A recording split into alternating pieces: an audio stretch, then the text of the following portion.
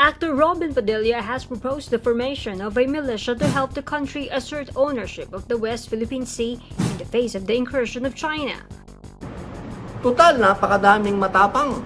Ang napakadami pong matapang. Naririnig mo.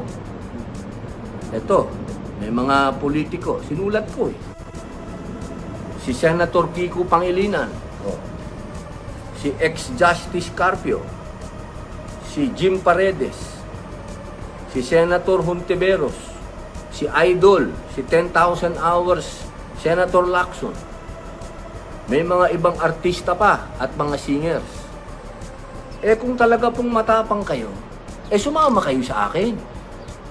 Tayo ay maging militia. Tapatan natin yung militia ng mga Chinese. Pumunta tayo doon, lumayag tayo, mangisda tayo doon, tumambay din tayo ron.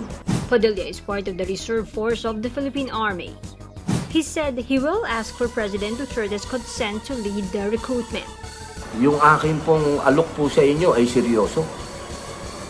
Ako po, pinapublic ko po ito para hindi po tayo nagbobulahan lang. An army officer responded to his call on Facebook.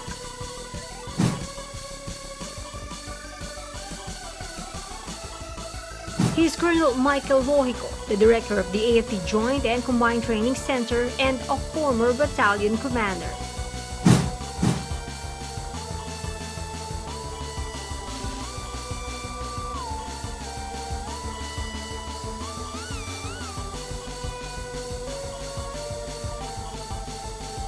Logico gave Padilla the following instructions.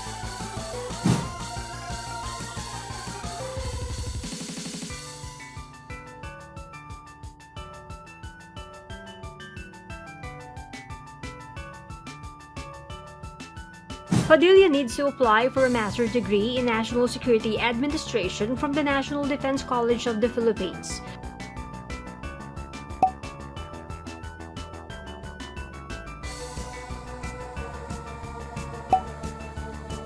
Padilla also needs to apply at the Command and General Staff College of the AFP.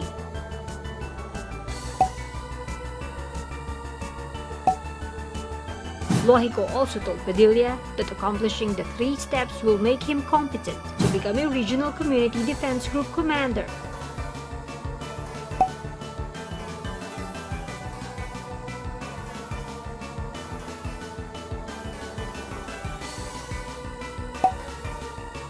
Realizing his mistake, Padilla apologized.